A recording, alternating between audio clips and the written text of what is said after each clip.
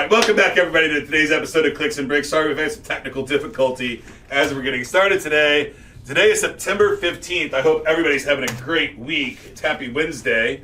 If you would like to join my text line community, Sean's going to put the number right up there on the bottom. It's 314-370-2871. Send me any question, comment, concern that you have, and I'll do my best to answer it open and honestly. It could be technology, business, or just personal life stuff, and it doesn't really matter. So we're going to jump right into our first story today. iOS 15 release date is September 20th. It'll be available for download and upgrade. Not to be confused with the 14.8 release that just came out, I think, the other day, if not today. OS 15 is going to have a whole bunch of new updates and stuff. So it's got a FaceTime upgrade. It's got a Maps update with 3D street mapping and AR walkthrough with directions. So pretty cool stuff. I'm not a huge fan of Apple in general. I don't like their interfaces and I don't like their closed systems. But I do like that they keep innovating and keep pushing forward. I didn't think that was going to happen after Steve left the company or passed away. But it did. And thank you, Apple, for continuing to push forward. Today's episode is brought to you by Enlink.com. Enlink.com, report made easy. My Enlink account is Enlink.com/Ken. That will give you all of my social media profiles, including my TikTok, my Instagram, my LinkedIn, business profiles, all that fun stuff. So lots of good times. Rivian, R-I-V-I-A-N, is an electronic vehicle or electric pickup truck. And they beat everybody to market. They beat Tesla to market. They beat Chevy to market. They have a brand new electric pickup truck. You can get it for a $1,000 deposit and $67,500. Tesla and Ford are both coming out with electric trucks as well, but Rivian beat them to the punch. It's a nice little looking truck, right? If you want to look it up, it looks almost like an old school, like a bigger El Camino. Like it's pretty nice. I like it. I think it's pretty fun. I do want an electric vehicle at some point. I don't know when. I drive the opposite of an electric vehicle. I drive a Jeep Gladiator that gets the most god-awful gas mileage you could ever ask for from a vehicle. But I love my truck, so I'm going to keep it forever. What's our next? Oh, get paid to move. So there are 17 cities or states around the country right now that are paying people to move to their state. And I'm just going to give you some of the examples, right? So there's 17 total that will give you up to $20,000 to move to their state. But West Virginia will give you $12,000 just to move to West Virginia. They got a program in place. You sign up, and if you're going to move to West Virginia, they'll give you $12,000. A region in Arkansas gives you $10,000. Just so there's different regions in Arkansas that will give you, but you got to move to the state, right? You got to buy a house and move there and all that stuff. Vermont is offering $7,500 to potential residents looking for a new home and new employment. So Vermont says, if you move to Vermont and you get a job here, we'll pay you $7,500. And a small town in Illinois is offering $5,000 for movers looking for work. So again, if you get a job and you move to this Illinois town, then you get $5,000. In Tulsa, Oklahoma, which is funny because I've talked to a couple people from Silicon Valley that I know that have recently moved to Oklahoma, and I was like, what's the deal? It's like, everybody's doing it. They're leaving Silicon Valley, moving to Oklahoma. They're given $10,000 grants to put towards housing for remote workers. So I think about that for all these Google guys and all these big company guys and women that are working at these huge companies that are now working from home. They can work from anywhere in the world. And Oklahoma saying, hey, come to Oklahoma and live. We'll give you $10,000 for your remote worker and you live in Oklahoma. And that's huge, right? Now they're getting all that tax revenue. They're going to make that back 100-fold, right? They'll give you $10,000 today and you'll give them $100,000 the rest of your life. So it's a good investment, I think.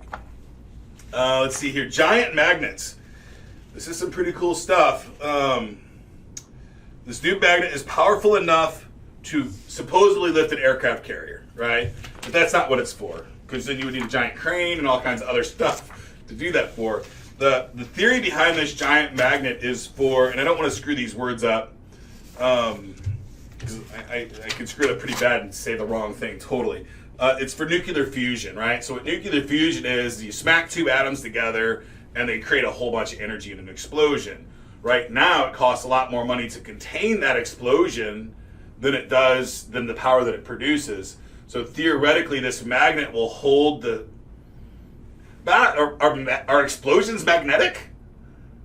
I don't get it. I think it depends on the degree. Okay, so yeah, I just don't know. But this is like, power, like the power from the sun. It's dangerous shit. Like super. This could literally be like, the end of the world, end of days kind of stuff if stuff goes wrong. Like they're literally talking about making tiny suns on the planet Earth.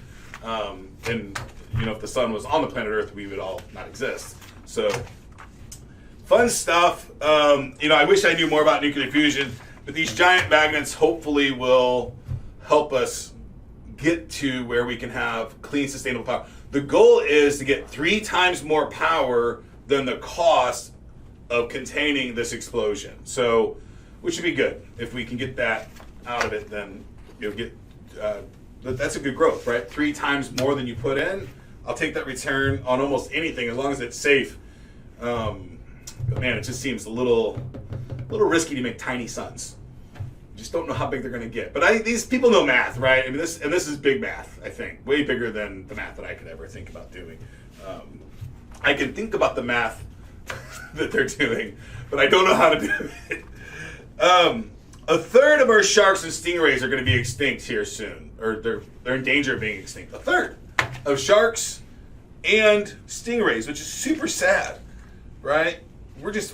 So I've talked about 3D printed meat a couple times, the sustainability of the cattle industry, but we are overfishing the hell out of our oceans and rivers, and we're just taking them out. We're taking out these resources faster than they can reproduce themselves. We're taking out at alarmingly fast rates, significantly more at risk today than they were just 10 years ago. It's growing at an exponential rate. So I don't know what the solution is. I think it's I'm not going to eat shark anymore. I don't eat shark a lot anyway. But there's a restaurant in town that serves shark bites. They're pretty good. But I don't think I'm going to eat them anymore. And but I don't think that's all the problem either. I think they're getting caught in the nets on accident when they're finding other game, and they're fishing for the salmon and the tilapia and stuff, and then catching these sharks and stingrays. I've never eaten a stingray of food. Can you eat stingray? I've never seen it on the menu anywhere. I've never even heard of it. So, these stingrays have to be getting caught in the nets and dying when they're fishing for other stuff, which is also super sad. Today's tip, we're going to end today's episode pretty quickly. We had some technical difficulty. I probably talked a little too fast, and we're still not showing that we're live everywhere, so I'm not really sure what's going on. What's that? We are live. We're live everywhere, but the system's just saying it's not? Yeah. That's crap. I'm going to have to look at that later and see what's going on. But anyway, I just want to talk about pride and blame. So, a lot of people blame things on other outside factors, and I use these phrases quite frequently, like don't make excuses, everything's your fault, and I do mean those things. Don't make excuses. There are excuses in the world. Everything is not really your fault, but if you put yourself in that mindset that everything's my fault and I could change something about me to change the outcome of this situation, changes the way you think about it. But any time that you blame something on somebody else, and you put the either the blame for it or the success for it in somebody else's hands, like my happiness belongs to my wife because she loves me, or for my kids because I get to see them play their sports and that makes me happy. If I put my happiness on them, if I blame them for my happiness or my sadness, then I can never be a prideful person. I can't be proud of myself. So really look at yourself, hold yourself accountable. And if there's something wrong in your life and you're blaming somebody else, like, oh, my boss is a dick, get a different boss. Like, it's okay. Like, you don't have to deal with this stuff. And at some point, if you keep doing those things, I understand if you're 12 years old, you have parents, you can't get different parents at 12. But as an adult, you can get a different boss. You can get a different wife or spouse. You can get a different house. You can do all of these things differently, right? You don't have to stay where you're at. So if you find yourself blaming somebody else for your happiness or for something bad happening to you or anything like that, try to change the narrative and say, what could I have done to get a different outcome? could I have done something and got a different outcome? And the answer is, in my experience, unless you're a child that has really no choice in where they're going to go in the morning, if they're going to go to a babysitter that beats them or a teacher that talks down to them, they don't really have a choice. Hopefully you're talking to your kids and telling them to verbalize that information back to you so that you can be their defender and change their situation for them. But as an adult, you have the choice. Nothing is keeping you in your current position. You can change it. And there's no pride in your if you have any blame at all. So stop blaming other people for your stuff. Take ownership, make your changes, and live your life. That's the end of today's episode, everybody. Get to work.